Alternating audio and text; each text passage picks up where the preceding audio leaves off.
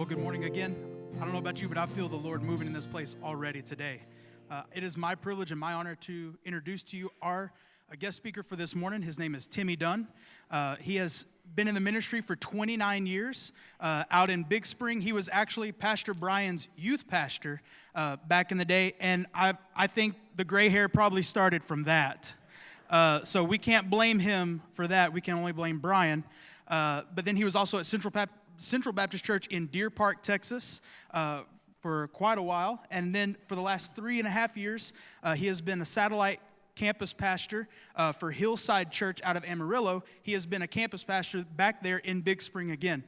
So I know he's got a great word for us this morning. We're excited to have Pastor Timmy Dunn. Let him know you appreciate him being here today. Thank you. Appreciate it.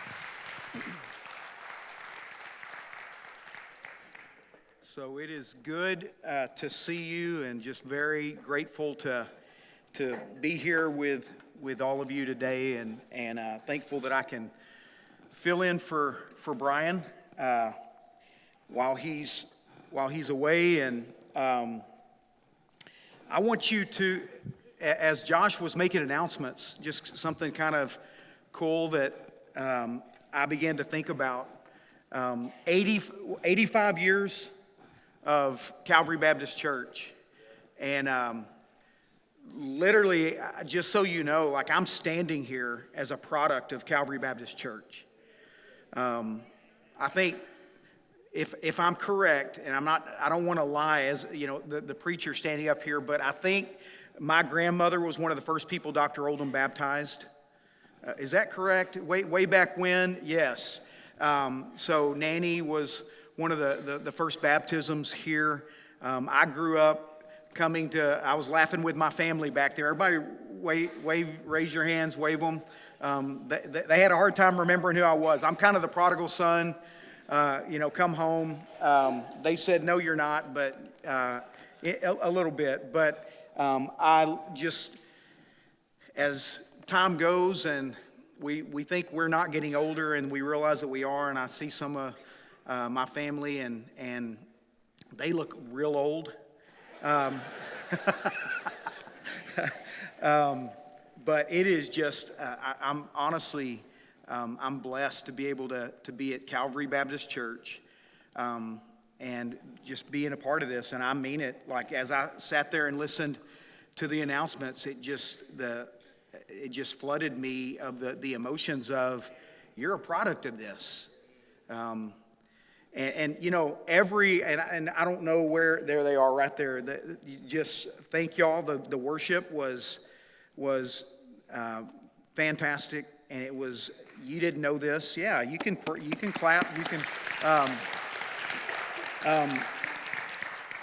you didn't know this, but I'm preaching on defining moments along the way. And I'm just going to be honest with you.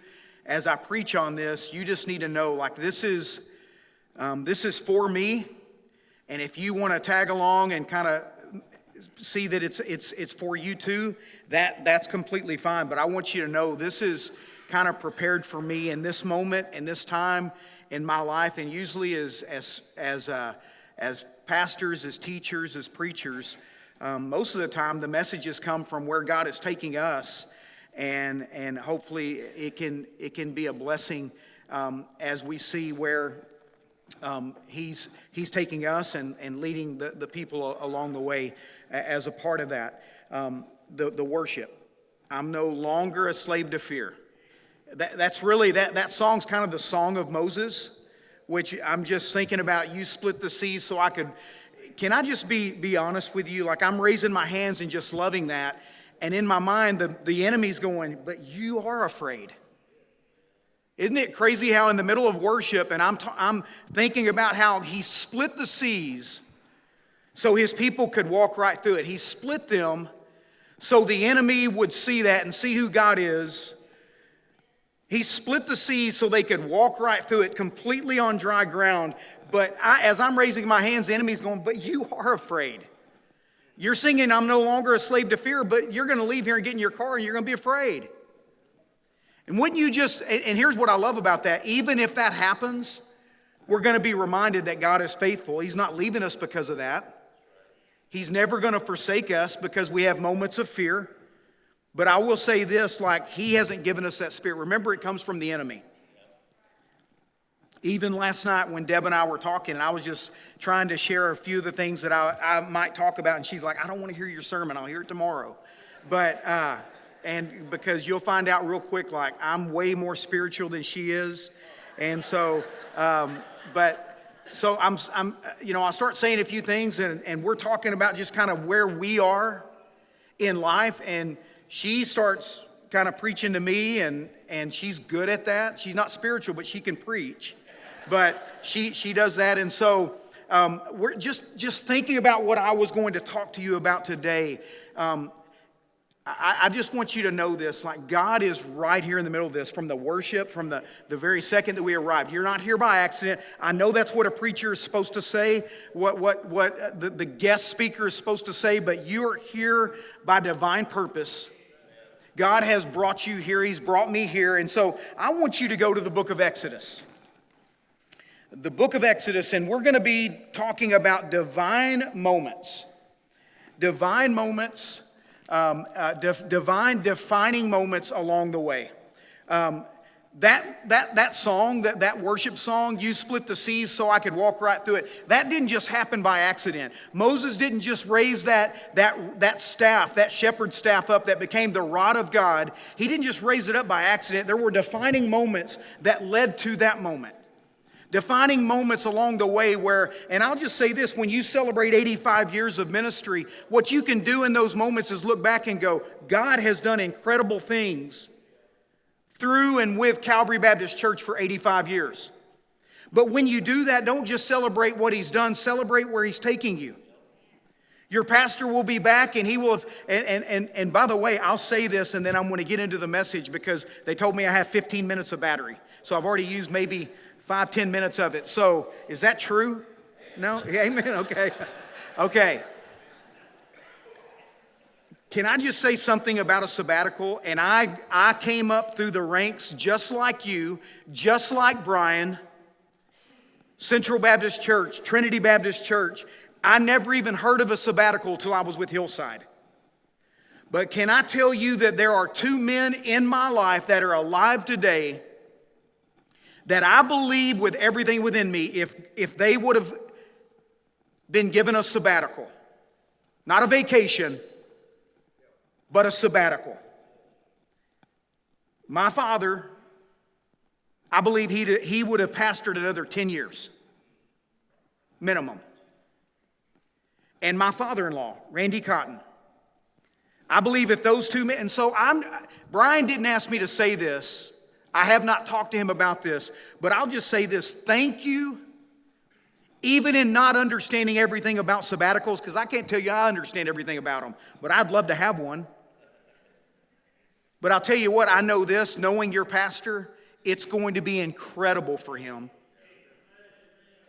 It's going to be an incredible thing for him. And here's the thing, because he's God's man leading you, that has been called to this place to lead this church for the next however many years, it's going to benefit you.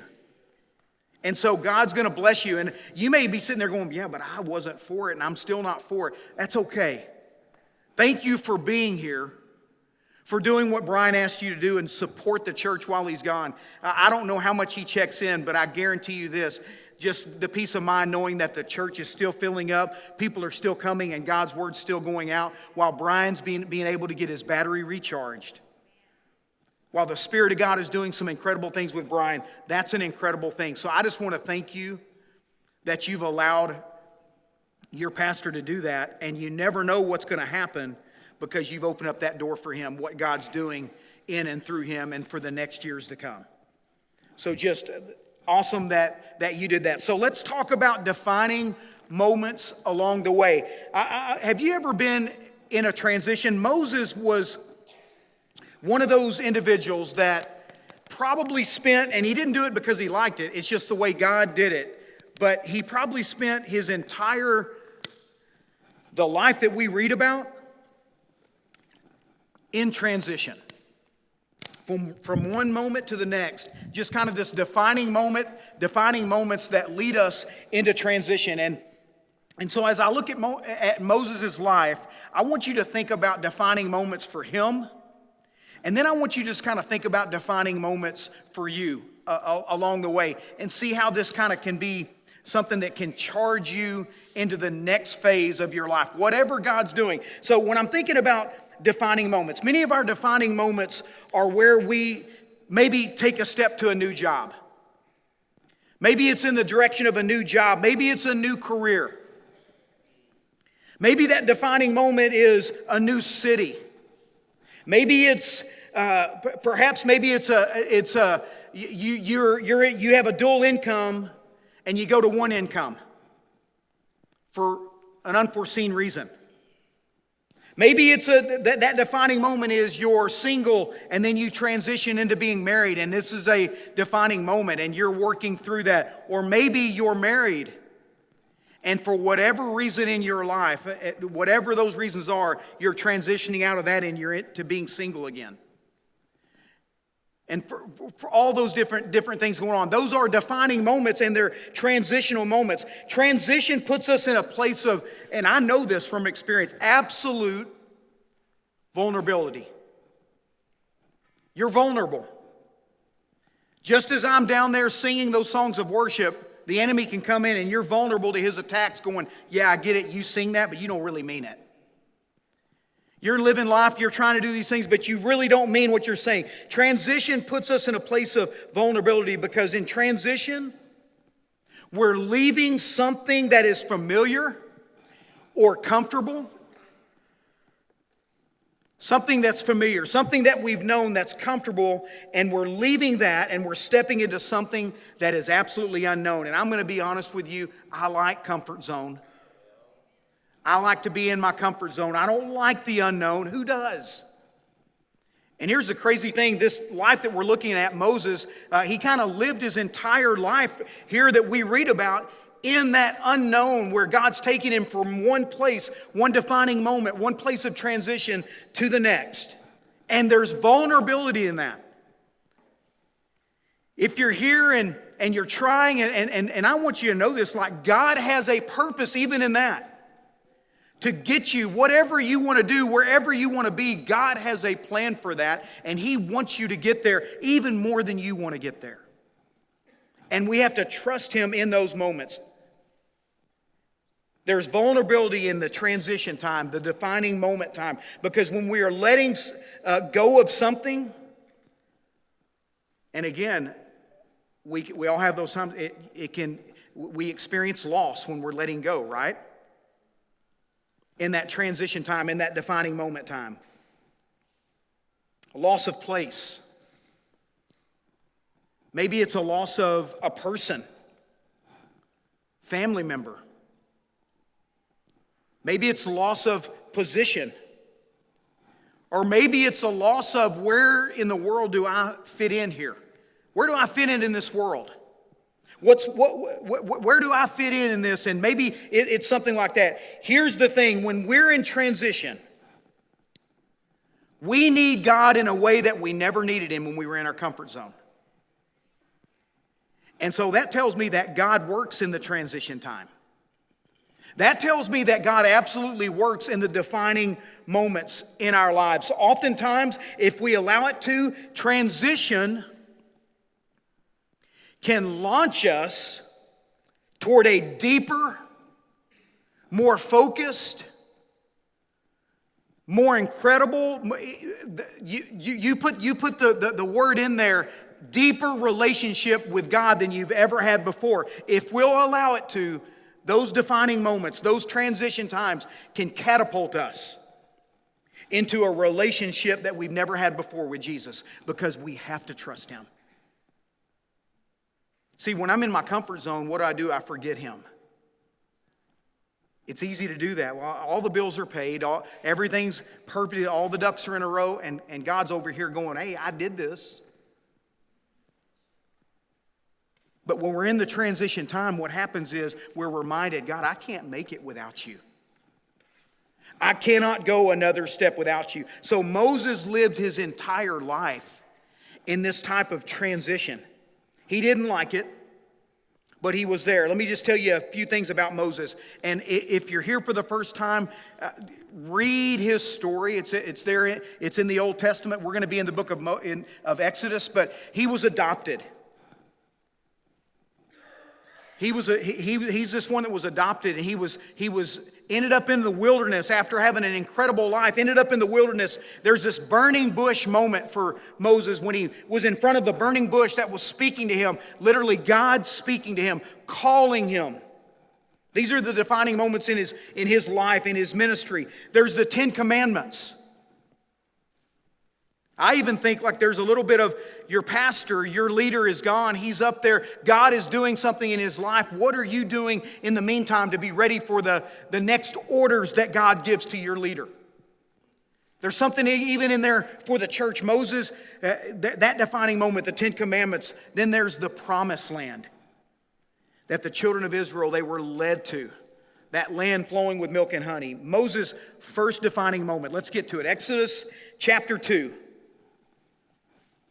Exodus chapter 2, and I want to read verses 1 through 12, and it says, "Now a man of the tribe of Levi married a Levite woman, and she became pregnant and gave birth to a son. When she saw that he was a fine child, she hid him for 3 months. But when she could hide him no longer, she got a papyrus basket for him and coated it with tar and pitch. Then she placed the child in it and put it among the reeds among the bank of the Nile. His sister stood at the distance to see what would happen to him. Then Pharaoh's daughter went down to the Nile to bathe, and her attendants were walking along in the riverbank, and she saw the basket along the reeds and sent her female slave to get it. She opened it and saw the baby. He was crying, and she felt sorry for him. 'This is one of the Hebrew babies,' she said." One of the Jewish babies that was supposed to be slaughtered because Pharaoh was trying to stamp out all the male babies, and this baby was saved, and she found this baby in the river. "This is one of the Hebrew babies," she said. Then his sister asked Pharaoh's daughter, "Shall I go and get one of the Hebrew women to nurse the baby for you?" "Yes, go," she answered. So the girl went and got the baby's mother, Pharaoh's daughter, and said to her, "Take this baby and nurse him for me, and I will pay you." So the woman took the baby and nursed him.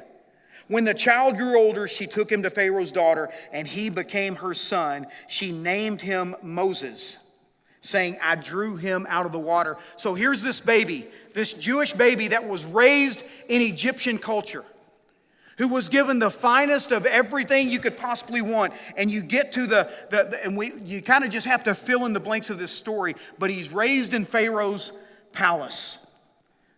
This Jewish baby that should have been slaughtered, but God's providential hand was on him, and he's rescued.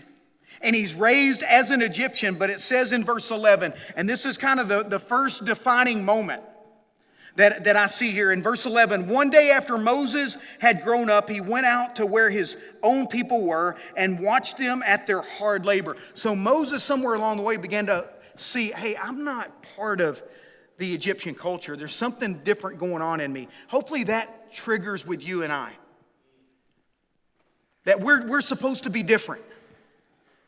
But there's something you do in those defining moments. So Moses understands that. It says, "One day after Moses had grown up, he went out to where his own people were and watched them at their hard labor. And he saw an Egyptian beating a Hebrew, one of his people, one of his own people, looking this way and that." And by the way, you can literally read in that, looking to the right and looking to the left. Looking this way and that, and seeing no one. So he's seeing if anybody's watching. He's seeing if anybody's seeing what he's about to do. Looking this way and that seeing no one. He killed the Egyptian and hid him in the sand. The next day he went out and saw 2 Hebrews fighting. He asked the one in the wrong, "Why are you hitting your fellow Hebrew?" The man said, "Who made you ruler and judge over us? Are you thinking of killing me as you killed the Egyptian?" Then Moses was afraid and thought, "What I did must have become known." When Moses heard When Pharaoh heard of this, he tried to kill Moses, but Moses fled from Pharaoh and went to live in Midian, where he sat down by the well. And so the first defining moment is, I want you to know this: God sees you.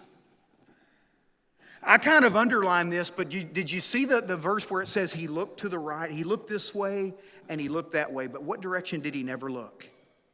He never looked up. And I would encourage you, I do this so many times. I try to fix things in my power.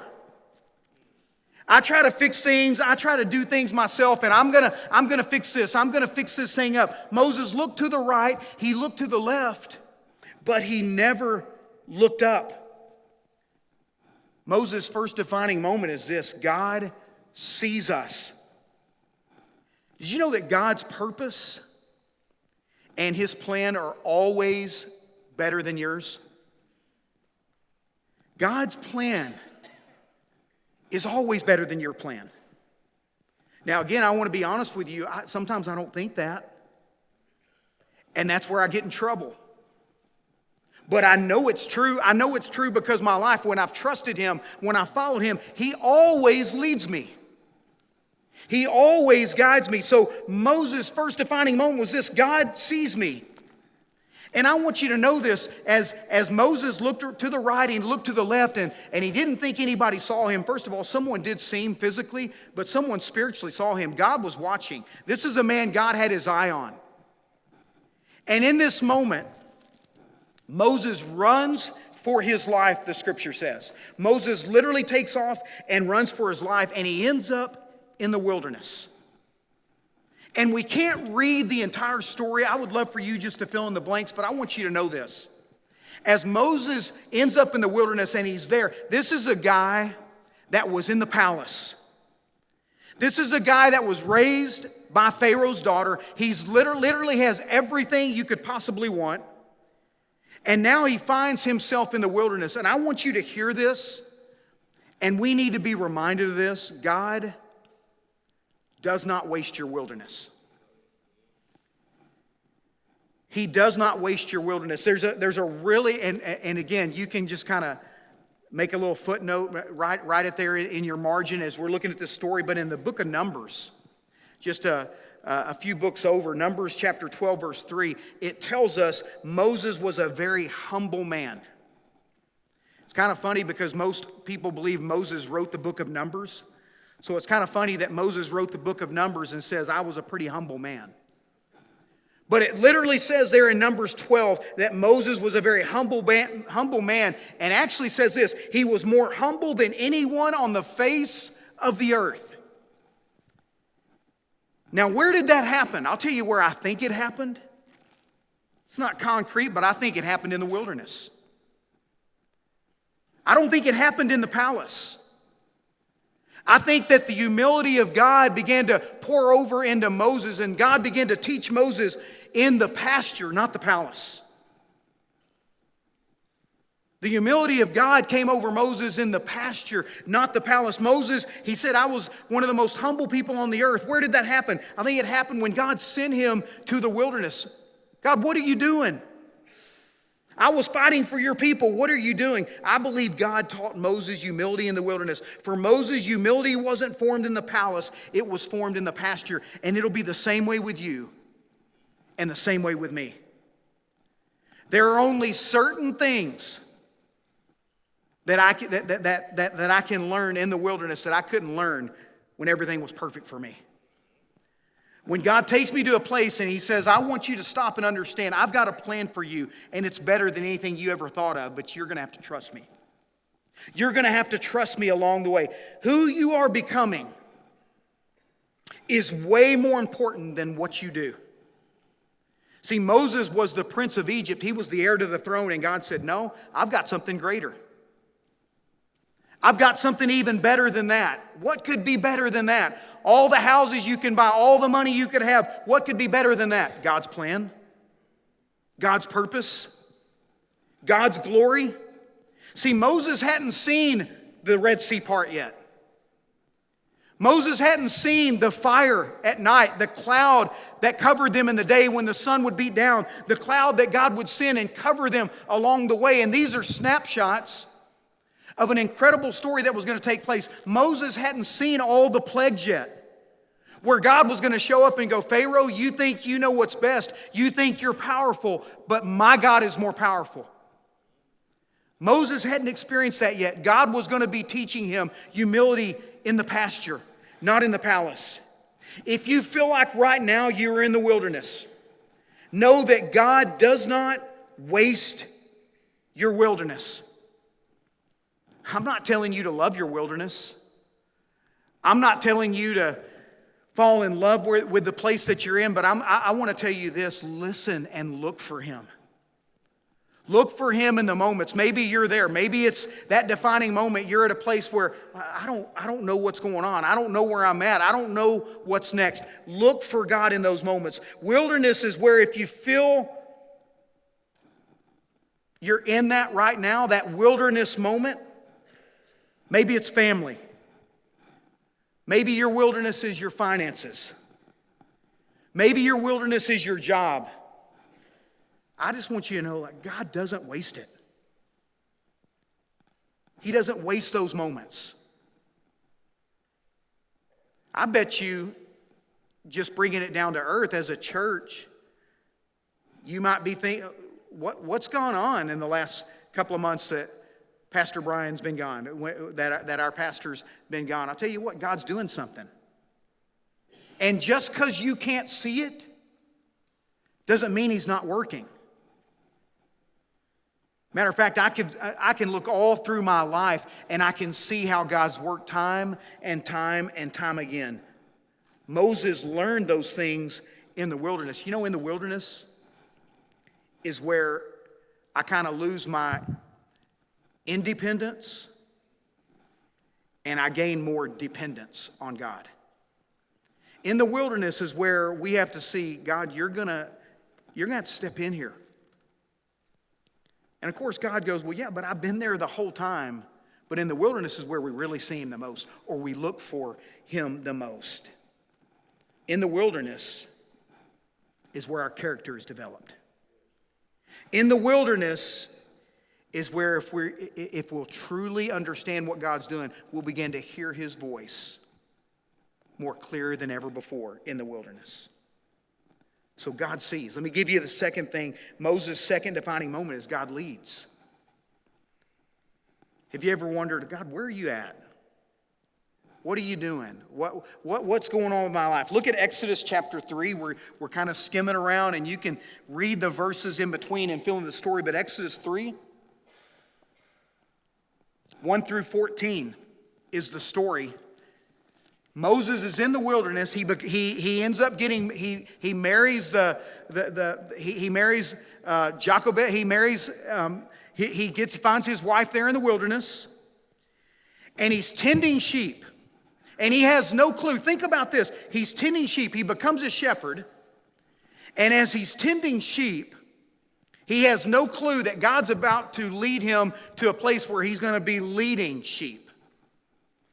And he's got a group of sheep that he's leading, that he's tending to as a shepherd, but he's fixing to be pastoring. Sometimes pastoring, and don't take offense to this, but it can be like raising kids, like, where are we going next? Are we there yet?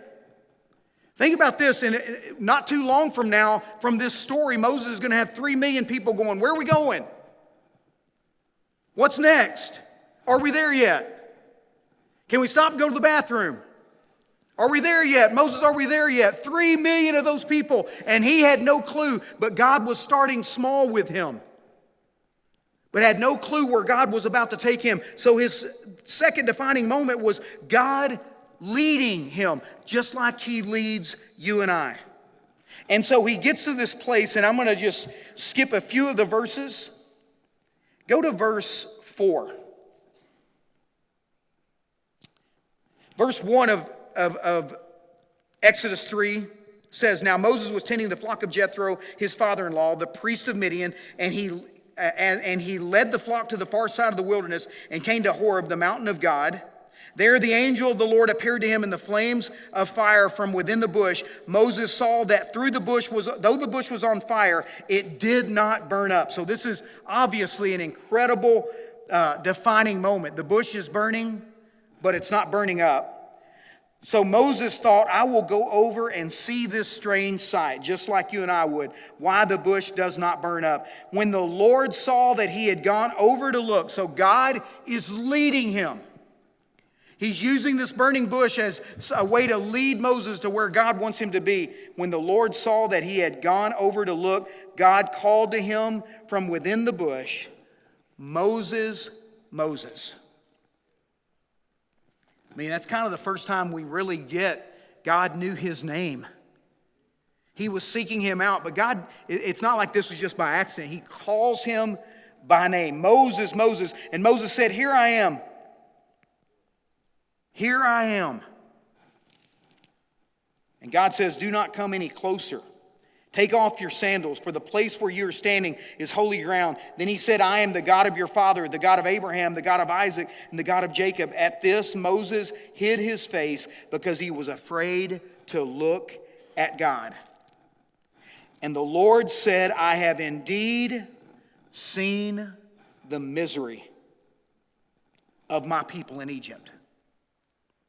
I've seen the misery of my people in Egypt. I have heard them crying out because of their slave drivers, and I am concerned about their suffering. So I have come down to rescue them from the land of the Egyptians and to bring them up out of the land unto a good and spacious land, a land flowing with milk and honey.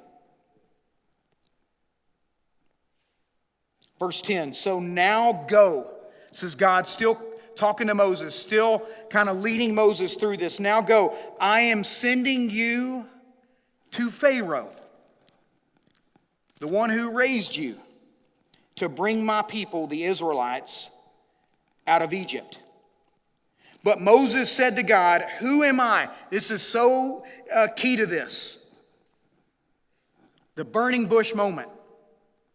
And we'll come back there and we'll read that. But the burning bush moment, what it teaches you and I is if we're seeking God, if we're seeking him, and that's the question only you can answer, are you truly seeking him out? Are you truly wanting to know what his plan is? What his desire is? If we are seeking God and we are attentive to his voice, we can't miss him. I've said it already before, but what the desires you have, now, if they don't line up with God, he's going to change your desires along the way if you're seeking him. Delight yourself in the Lord, and he will give you the desires of your heart. That doesn't mean, and that's over in Psalm, that doesn't mean you get everything you want. It means if you delight in the Lord, he'll give you the desires of your heart because your desires of your heart begin to start lining up with God's desires. But in that process, your desires, the desires of your heart, will probably change if they're not pointed in the direction of what God wants for your life. But know this, his purpose, his plan, his will is always better. When we're seeking God, when we're attentive to his ways, to his voice, we will not miss him. We get anxious about the will of God. I'm not going to ask you to raise your hand, but have you ever been anxious? Like, God, what is your will? What is your purpose? I'm praying, I'm seeking. I need to know. We can get anxious. We can get worried about, God, what is your will? Will I miss God's purpose? Will I miss the will of God on my life? How do I find the will of God? Listen, if you're seeking the will of God, know this, he will find you. Matter of fact, I don't even know if I said that right because he's not worried where you're at. He knows right where you're at. So it's not even a hide and seek game. God knows where you're at, and if you're seeking him, he will come to you. And his will is better than yours. And the plan that you have, if you'll just trust him, God's will is always better. God knows where you're at. He knows how to get your attention. Look at Exodus 3, verse 12. We stopped at verse 11, but Moses said to God, who am I that I should go to Pharaoh and bring the Israelites out of Egypt? And God said, I will be with you, and this will be the sign to you, it is I who have sent you. When you have brought the people out of Egypt, you will worship God on this mountain. Moses said to God, suppose I go to the Israelites and say to them, So Moses is having this kind of back and forth with God. Suppose I go to them and say to them, the God of your fathers has sent me to you, and they ask me, what is his name? Then what shall I tell them? God, what if they don't believe me and they look and go, you're crazy, Moses. Well, tell me what his name is. What shall I say? Verse 14, God said to Moses, I am who I am. I am who I am. And we're going to camp there, probably even close this thing out with this. I am who I am. This is what you are to say to the Israelites. I am has sent me to you. When the Israelites, when God's people look and say, Moses, you're crazy, you've lost your mind. Who sent you? You look at them and say, I am sent me. I am sent me. I am. The presence of God. Moses had the promise of God's presence, and so do we. There in that verse 14, who should I tell them sent me? And God answers, you tell them I am. Wait, what? Tell them I am sent you. Did you know in that little verse there, it may be the most significant verse to the entire story and all the defining moments in Moses' life and in the children of Israel and their life. And it may be a defining moment even here with you and with me when God looked at Moses and said, you let them know I am is sending you.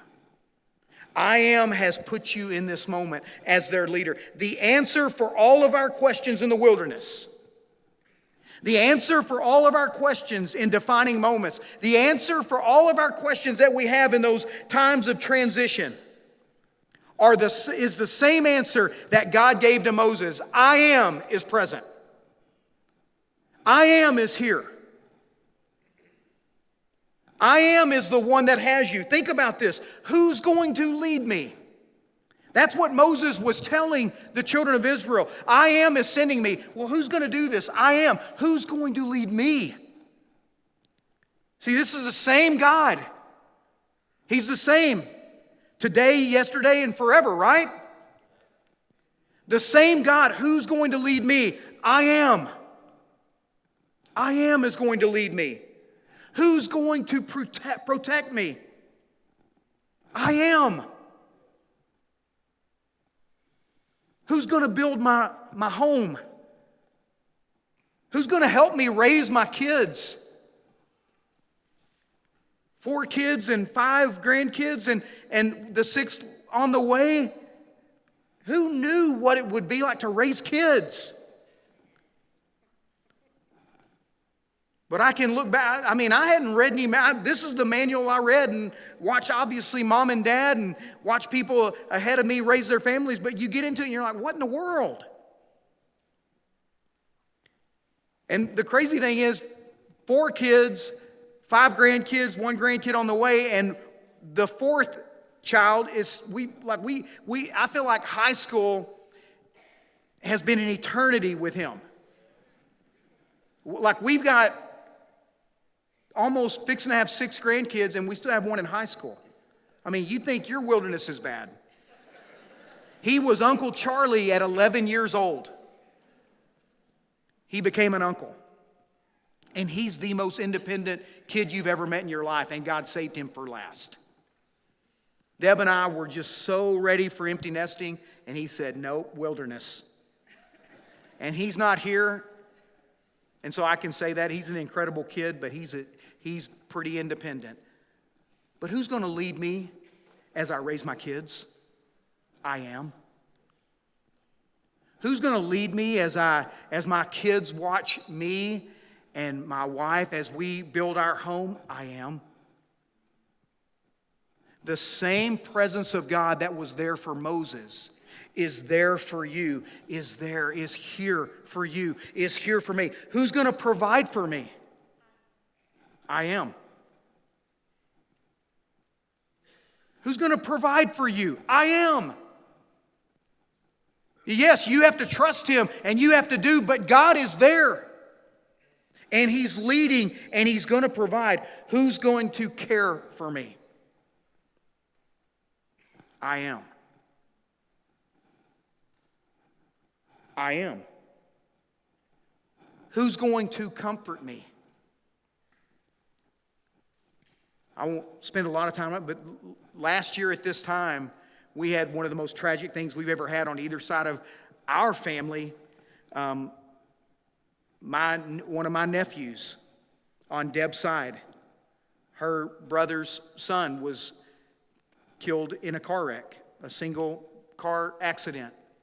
21 or 22 years old, and just was having lunch with everybody, and 2 hours later. And I've sat with people in those kind of moments, and I never knew at 52 years of age, God even gave me another picture of how to, when I deal with people that are going through loss, going, oh, that's how you feel. But did you know in that moment, God was there? Is it hard? Absolutely. It was the most gut-wrenching thing we've ever walked through as a family.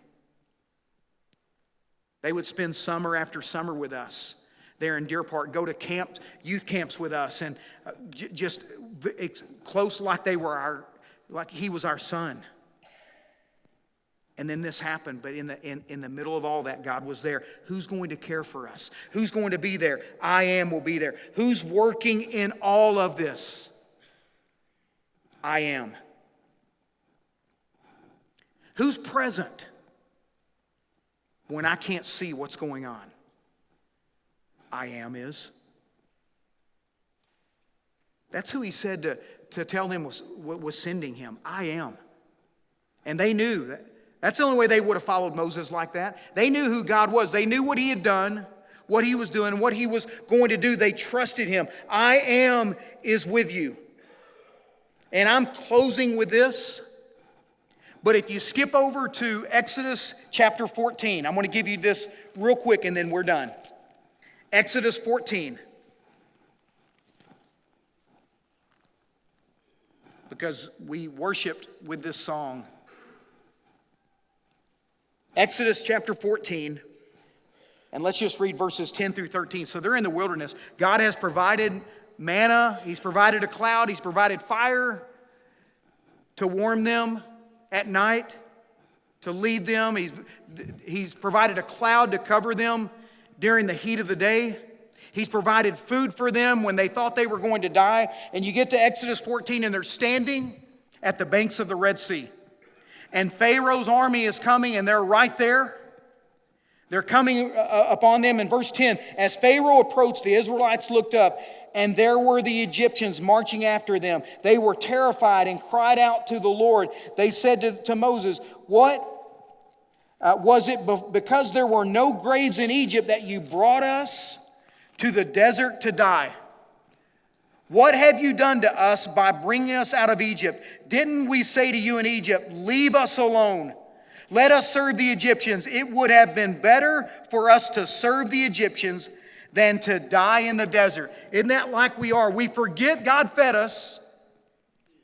We forget what He's done for us in the past. And we forget how good God has been and all the things He's provided for us. And we begin to question. And Moses says this in verse 13. Moses answered the people, do not be afraid.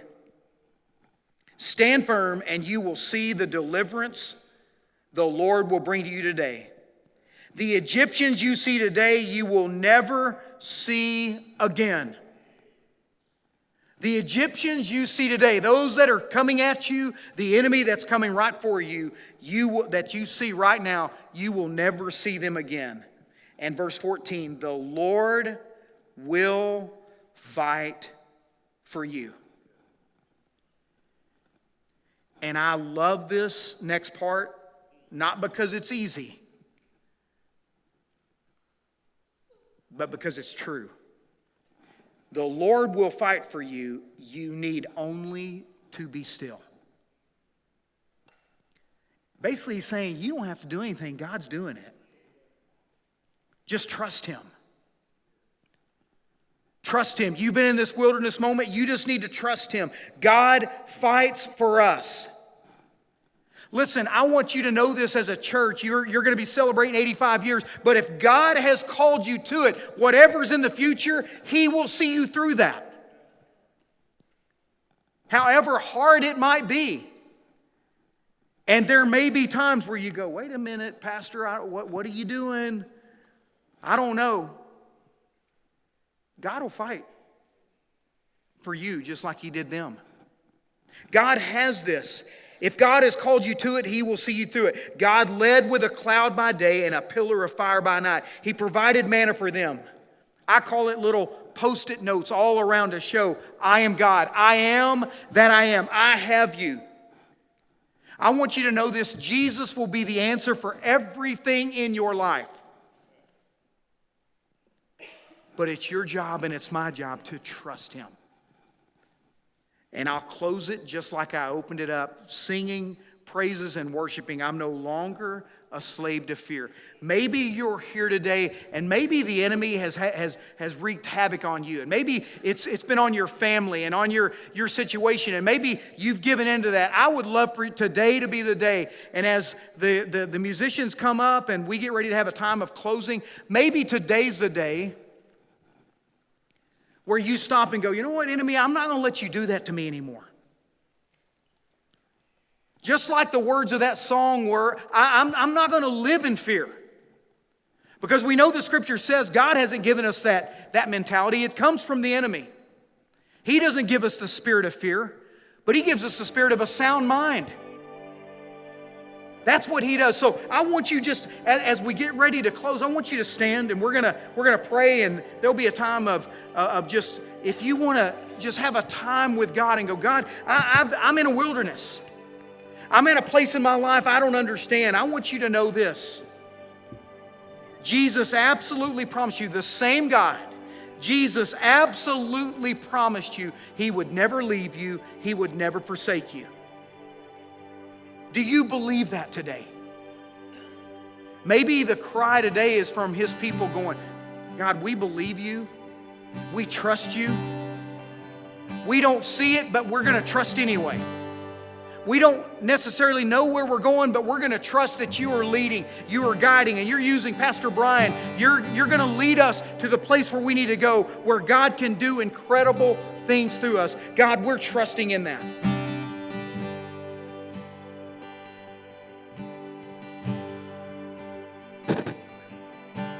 At the end of the story, they're getting ready to go into the promised land, and you have to read it. And this, I'm not ending on a negative, but I want you to know this. There were a group of people that did not get to go into the promised land. And they didn't go into the promised land because they were full of doubt. They were full of fear. When they went over and spied the land, they saw the size of the giants instead of the size of who their God was. We do that time and time again. I want to ask you, focus on who God is. Focus on what He's done in those defining moments, in those decision time moments. Every time I look back, I see how good He is. And trust Him in the future that He has you.